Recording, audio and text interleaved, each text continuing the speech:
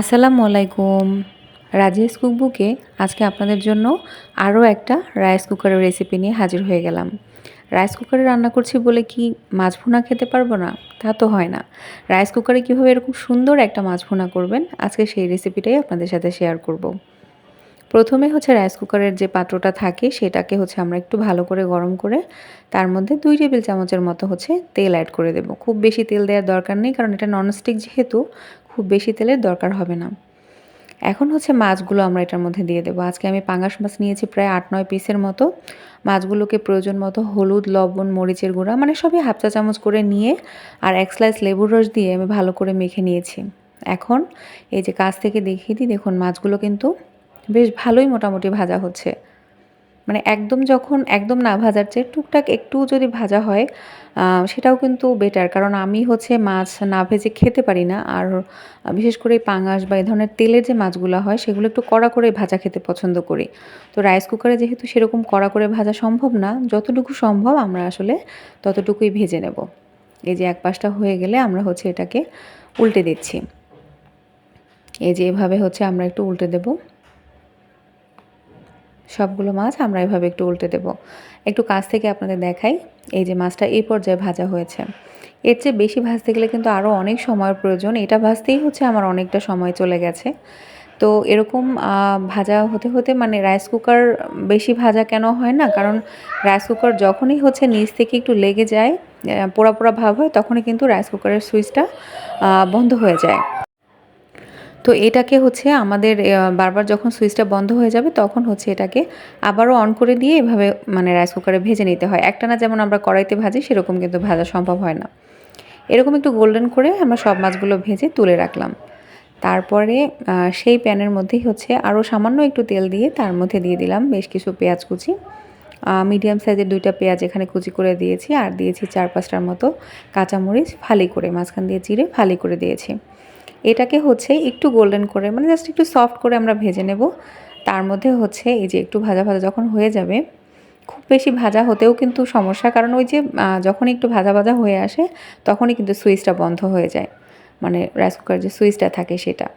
আচ্ছা, একটু সফট যখন হবে তার মধ্যে দিয়ে দিলাম হাফ কাপের মতো পেঁয়াজ বাটা, আর 1.5 চা চামচের মতো এখানে দিয়েছি আদা রসুন বাটা।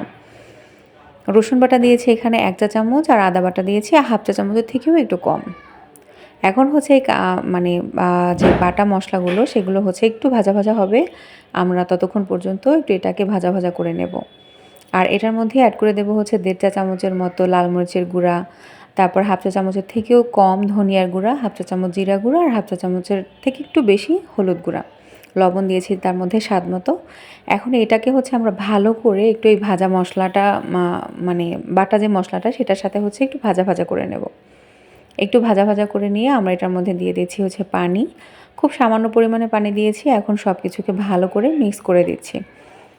এই যে পানিটা যখন এরকম শুকিয়ে আসবে, একদম মশলাটা ভাজা ভাজা হয়ে আসবে, একটু সময় নিয়ে এই মশলাটা কষাতে হবে, কারণ যেহেতু রাইস কুকারের রান্না তো মানে যে কোনো রান্নার মতোই এই রান্নার মশলাটাও যদি ভালো করে কষানো না হয় তাহলে কিন্তু মানে জিনিসটা খেতে ভালো লাগবে না, একটা কাঁচা কাঁচা গন্ধ থেকে যাবে।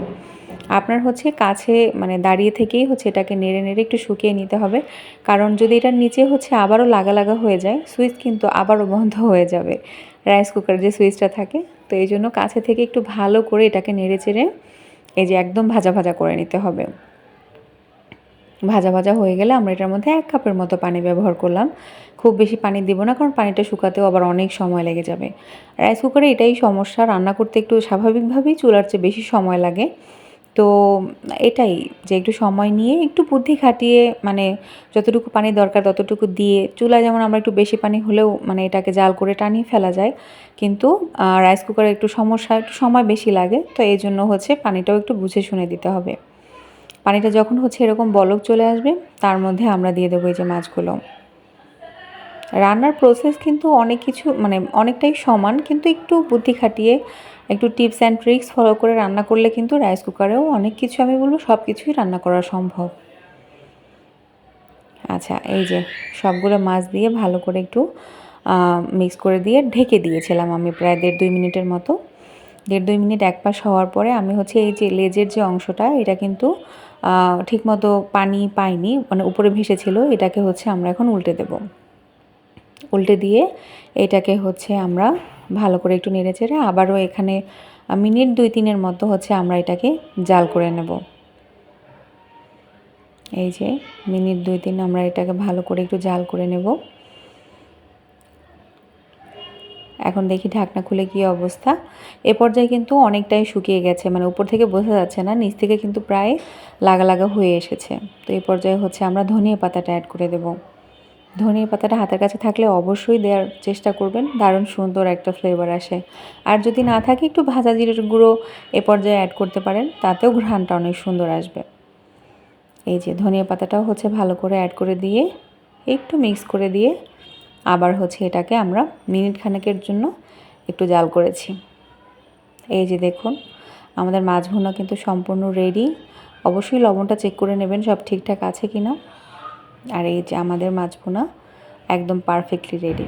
কড়াইয়ের মতোই হবে, একদম স্বাদ সেরকমই হবে, খুব বেশি পরিবর্তন হবে না। যদি আরেকটু ভাজা ভাজা, মানে মাছটা আরেকটু বেশি করে ভাজা যেত তাহলে হতে এটা টেস্টটা আরও বেটার হতো। তো সেটাও হবে কড়াইতে ইনশাল্লাহ। আজকে এ পর্যন্তই, আবার দেখা হবে। আল্লাহ হাফেজ।